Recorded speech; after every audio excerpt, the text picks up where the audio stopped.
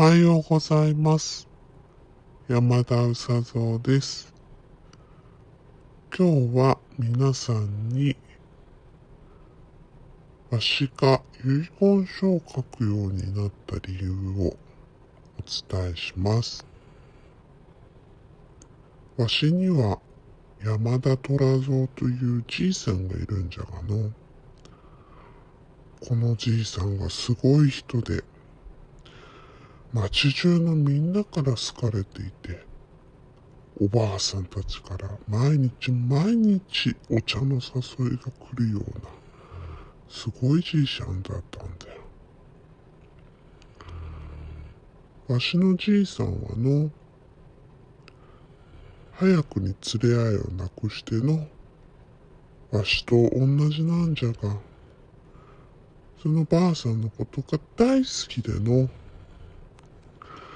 そのばあさんへの愛を短歌に綴って有名になったり、ばあさんへの愛情をダリアの品種改良っていうお花への愛情に転化しての、日本で一つしかないダリアの花の品種改良を成功させたりしたんじゃ。そのじいさんがの、亡くなった時に、町中のおばあさんたちが悲しんでの、そのダリアの花を持って弔問に駆けつけてくれたんじゃ。それから男性諸君はの、歌の世界で有名だったじいさんを、ばあさんに残した数々の歌をの、傷んでくれての、ずーっとそれから何十年もその話を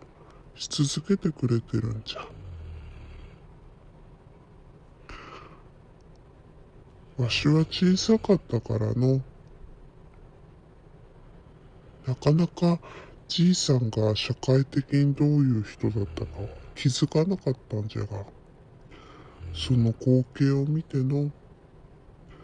じいさんはまだ心の中で生き続けてるんじゃなと思ったんじゃ。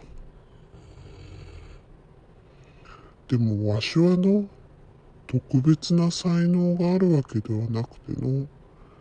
じいさんのように歌が作れるわけでも、花が作れるわけでもなかったから、とにかく、わしの持ってるものを、わしの大事な人に残そうと、そう思って遺言書を書き始めたんじゃ。そしたらの、遺言というのは不思議なもので、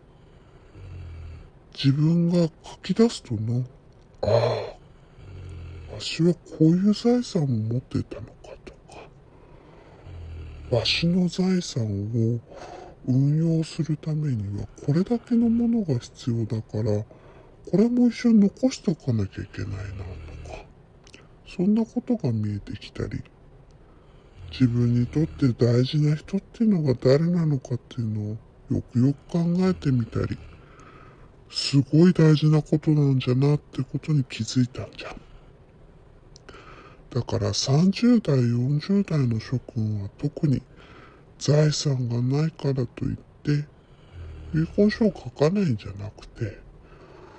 遺言を書く時点でどうなのかなと思いながら考えてみることをお勧めするんじゃ。自分を愛する人たちにどんなものを残して死んでいくのかっていうことを考えると、自分がどう生きたらいいのかっていうことが明確になってくるんじゃな。それから結構貯金とかな、自分のことってよく分かってなかったりするんじゃ。それを明確にするのは大事なことじゃから。